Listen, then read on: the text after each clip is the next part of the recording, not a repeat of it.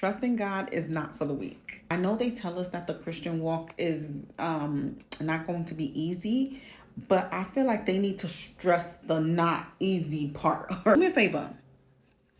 Do the bottom up method. For those of y'all who don't know me, my name is Nikki. I am a mom of 3, rebuilding my life after divorce, but Christ-centered. I grew up in church all of my life, but it wasn't until after my divorce that I recommitted my life back to God. And when I tell you that these were the most trying 2.5 years that I've ever been through in my life.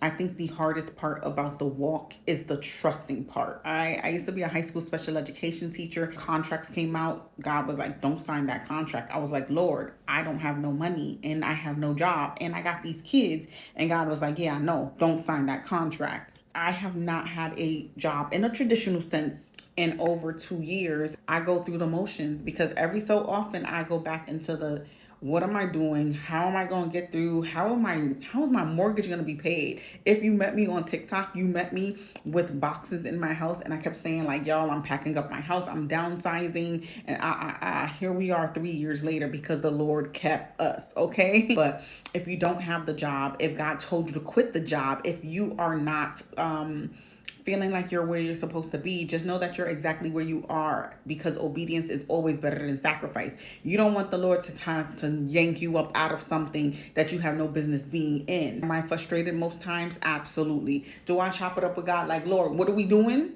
Absolutely. But he knows my heart. And how many times do we say we trust God, but we don't really have faith for real. We want to believe that we do. But then when our backs are against the wall, here we go crying, moping. Oh Lord, how am I going to get through? It's just like when Peter wanted to get up out the boat to walk on water to Jesus. Jesus is like, yeah, come on, come through. And the moment he stepped on the water and realized like, oh, Jesus is over there. He starts sinking because he lost his faith. Ain't that us? Doesn't it sound familiar? So this is your little pep talk. Do whatever it is that God is calling you to do and make sure that just constantly communicate with him about everything. He knows you upset. He knows you mad. He knows that you feeling some type of way. But are you going to be obedient? Are you going to trust that he's going to come through? That he didn't just lead you so that he could just leave you alone and let you figure it out? Absolutely not. It literally says it in Jeremiah 29:11, for I know the plans I have for you, plans to prosper you and give you hope and a future. Meaning, if you ain't not the hope in the future, then friend, you ain't there.